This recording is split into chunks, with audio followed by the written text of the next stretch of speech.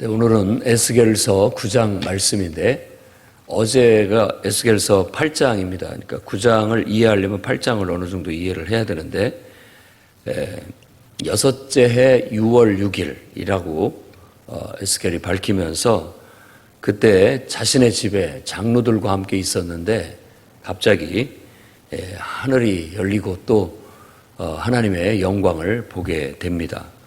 그래서 불같은 형상 그리고 허리 위는 단쇠 같은, 그러니까 요한계시록 1장에서 요한이 예수님의 모습을 본 것 같은, 그러니까 어떤 신적인 존재를 신비스러운 모습으로 묘사를 합니다. 그러더니만 영이 자기를 이끌어서 지금 그는 바벨론의 그발강가에 있는데 예루살렘으로 자기를 데리고 이렇게 가는 그런 입신, 어떤 환상, 그런 상태에 들어가게 됩니다. 거기에서 예루살렘을 이렇게 보여주는데 예루살렘에 우상이 가득합니다. 우상이 가득한 그런 모습들을 속속들이 보여주는 거예요. 그래서 그 우상들이 바로 하나님의 질투와 분노를 일으켰구나라는 걸 보여주는 거죠. 또다시 예루살렘 성전의 북쪽으로 가가지고 제단 북쪽 어귀에 이렇게 가서 보니까 거기에도 또 우상이 가득합니다. 이스라엘 족속이 행한 일을 내가 너에게 보여주겠다 하면서 하나님의 영이 그를 이끌어서 그렇게 다 보여주고 있는 겁니다. 그러니까 이스라엘 백성이 하나님을 섬긴다고 하지만 하나님을 섬기는 중심지인 예루살렘과 그 성전에도 몰래 숨어서 몰래 우상을 섬긴 것을 보여주는 것입니다. 그 다음에 뜰 문에 한 구멍이 나 있는 곳을 영이 또 이끌어서 가봤는데 그 벽을 헐으라고 했더니 그 벽을 헐었더니 그 안에 또 우상 숭배의 각종 현장들이 그대로 다 있는 거예요. 그러니까 숨어서 이 성전 안에서도 우상을 숭배했다라는 걸 그렇게 보여줍니다. 또 북문으로 가보라고 해서 성전에 북문으로 영이 이끌어서 또 가봤더니 거기에서는 담무스라는 그런 우상을 위에서 애곡하는 그런 것들이 있고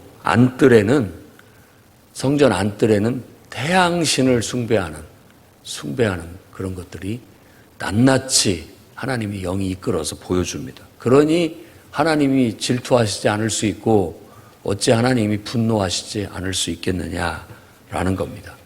그 다음에 이루어지는 환상이 오늘의 환상인데 6사람, 꼭 천사 같기도 하고, 그러니까 하늘에서의 어떤 신적인 음성이 들려옵니다. 죽이는 무기를 들고 나오게 해라. 이렇게 하늘에서 소리가 울리자 6사람이 등장을 합니다. 이 6사람이라고 그렇게 말을 했지만 아마 하나님이 부리는 천사로 이해를 해야 되겠죠. 지금 그 에스겔의 환상 속에서 이루어지고 있는 거예요. 자기 집에서 장로들과 함께 예배를 드렸던, 기도를 하고 있었던, 아마 그러다가 이런 환상을 보게 된 것으로 볼 수 있습니다. 근데 6 중에 하나가 얇은 세마포, 그러니까 가는 베옷을 입었다라고 그렇게 말하고 있고, 그 복장은 서기관의 복장, 보통 우리도 박사들 혹은 그 연구원들 이렇게 보면 하얀 가운 같은 거 입고 연구들 하잖아요. 그러니까 서기관들이 입는 그런 복장에 먹통을 찼어요. 먹그릇. 서기관이기 때문에 늘 필사를 하는 사람들이기 때문에 그렇습니다. 그 사람들을 불러서 그를 통해서 예루살렘을 순행하여 이와 같은 우상 숭배에 가증한 일을 하는 사람들을 다 찾아내서 그 사람의 머리에 이마에 표를 해라. 이렇게 명령을 합니다. 이 얘기가 좀 익숙하죠. 왜냐하면 요한계시록 7장에도 그 비슷한 요한이 본 환상에도 나오기 때문에 그렇습니다. 6번째 이인까지 띄었고 잠깐 휴지기간 7번째 이인을 띄기 전에 이와 같은 일을 하게 됨으로써 14만 4천 명에게 그 이마 그러니까 예수님을 믿는 하나님 백성을 상징하는 14만 4천에게 머리에 인을 쳐서 거기에서는 인 받은 사람은 죽이지 말라고 그렇게 얘기를 하는 겁니다. 여기에서도 가증한 일을 여기서 우상 숭배를 하거나 가증한 일을 한 사람들이 아니라 그렇지 않은 사람들을 찾아내서 그 일로 인해서 우상 숭배하는 일로 인해서 탄식하고 또 눈물 짓는 신실한 하나님의 백성들을 찾아서 그들에게 이마에 표를 하게 했고 그들도 죽이지 않게 했던 겁니다. 그래서 성소로부터 시작해서 이 성전부터 시작을 해서 그들을 다 죽이라. 남녀노소 할 것 없이 다 죽이라고 그렇게 얘기해서 오히려 그들의 시신으로 이 성전이 더럽혀지게 만들라라고 그렇게 얘기합니다. 그 다음에 에스겔이 그걸 보고 탄식을 하면서 아하라고 얘기하는데 이건 극적인 감정의 표현입니다. 이렇게 하나님께서 다 죽이실 것 같으면 남은 자가 있겠습니까? 이렇게 하나님 앞에 기도하고 탄식하자 하나님은 이 죄악이 심히 중하고 피가 가득하고 불법이 꽉 차서 넘친다. 어떻게 이것을 내버려둘 수 있겠느냐라고 하나님이 말합니다. 하나님께서 이 땅을 버렸다. 그들의 행위대로 다 갚아주실 것이다. 라고 하면서 그 먹통을 찬 자들, 그들이 바로 나아가서 명령대로 다 이행을 했다라고 그렇게 얘기를 합니다. 이 말씀에서 우리에게 주는 교훈은 그렇습니다.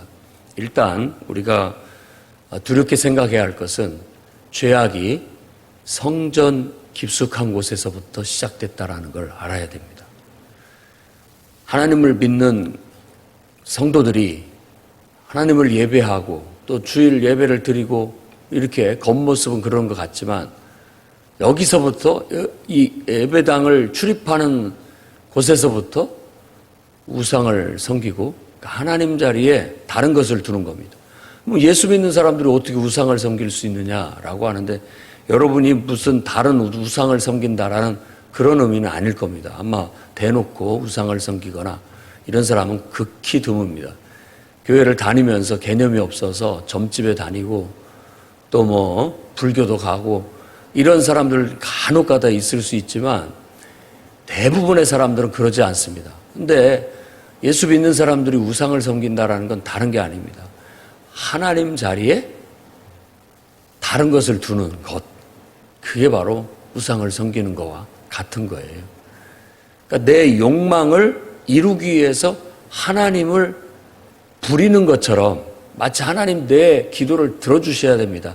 하나님을 종부르듯이 하는 것도 우상 섬기듯이 하나님을 섬기는 거예요. 그런 것도 잘못된 것이고 또 우리 마음 중심에 하나님이 있어서 우리 마음의 성소는 늘 거룩해야 되는데 그 자리에 하나님 외에 물질이 들어온다든지 또 자녀들이 들어온다든지 내가 어떤 사랑하는 어떤 것이 들어온다든지 내 취미 활동이 들어온다든지 하나님 자리에 그런 것들이 들어와 버리게 되면 우리의 성소는 오염되게 되고 결국은 이와 같은 결과나 똑같은 결과를 찾아오게 되는 겁니다. 성전에서부터 다 정화시켜 나가라. 이 성전 정화의 교훈은 예수님께서도 예루살렘 성전에 가서 성전을 정화하셨잖아요. 다 뒤집어 엎으시면서 내 집은 만민이 기도하는 집이다. 너희가 왜 이곳을 도둑의 소굴로 만들었느냐라고 하면서 성전을 정화했고 이런 말씀을 근거로 해서 유대인들은 항상 메시아 하면 성전을 정화하는 자, 성전을 깨끗게 하는 자 이런 개념이 있습니다. 그런데 그런 것들을 좀 약간 곡해하고 오해해서 생각을 했습니다마는 우리들도 똑같습니다. 우리가 예수 그리스도를 우리의 주로 우리의 구원자로 믿는다면 그분을 통해서 여러분들의 마음의 성소를 정화하셔야 됩니다. 잘못된 것들, 우상들을 하나님보다 내가 더 앞세웠던 것들을 다 제거해 내셔야 됩니다. 이 목통을 찬 6 천사들이 성전으로부터 시작해서 정화해 나가듯이 우리가 예수 그리스도를 믿는 믿음 안에서 예수 그리스도의 십자가의 그 보혈의 능력으로 우리 안에 있는 모든 죄를 다 제거해 내야 됩니다. 불의한 일들 제거해 내야 됩니다. 다른 사람을 해롭게 행한 그런 모든 잘못들 다 제거해 내야 됩니다. 어떤 것도 하나님보다 더 앞세워서도 안 되고 우리 마음 중심에 세상적인 다른 어떤 것들이 들어와도 안 됩니다. 그럼으로써 우리가 우리의 마음의 성전을 정화하게 된다면 그때 우리가 구원을 얻고 하나님의 자녀다운 그런 삶을 살아갈 수 있을 겁니다. 더 나아가서는 이제 내 자신을 정화하고 정결케 할 뿐만 아니라 우리들이 교회 생활을 하는 우리가 소속된 교회를 정화해 나갈 필요가 있습니다. 항상 교회는 그 거룩함을 잃지 않도록 힘써야 됩니다. 그래서 모든 사람들이 다 교회를 올 수 있습니다. 불의한 사람 또 악한 사람들 다 들어올 수는 있지만 그 모든 사람들을 있는 그대로 다 받아들이는 곳이 교회는 아닙니다. 그런 사람들을 정화시키는 작업을 해야죠. 정화가 안 되면 안 되는 거예요. 그리고 교회의 중심은 항상 거룩해야 됩니다. 그래서 불의한 사람이 와서 누구나 다 불의한 사람이 올 수 있지만 그런 사람들이 다 정화돼서 이 안으로 하나님의 임재 안으로 들어와서 거룩해지는 곳이 교회라는 사실을 잊어서는 안 됩니다. 교회가 다 사랑으로 대해줘야 되고 다 친절하게 대해주고 다 품어주는 건 맞습니다. 하지만 그들이 정말 예수 그리스도를 믿는 믿음 안에서 그분의 십자가의 능력과 보혈의 능력으로 정화되고 거룩하게 만들지 못한다면 교회로서의 기능을 다하지 못한 것이 되는 거죠. 그래서 끊임없이 기도하고 성령의 역사로 인해서 불같은 성령의 역사는 어떤 의미에서 다른 뜻도 있지만 열정이라는 의미도 들어가지만 불의한 모든 것들을 태워버린다라고 하는 정화의 의미도 있습니다. 그래서 성령의 충만함을 받으면 어지간한 사람들은 다 변화됩니다. 그리고 성령의 진정한 충만함을 받고 성령의 인도함을 따른다면 다 거듭난 새 사람이 될 수가 있습니다.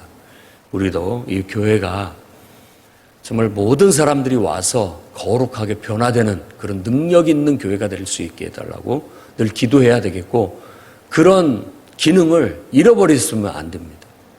그러니까 교회 지도자 되고 또 교회 직분자들 되고 또 중심에 있는 사람들은 더욱더 거룩함을 잃지 말아야 됩니다.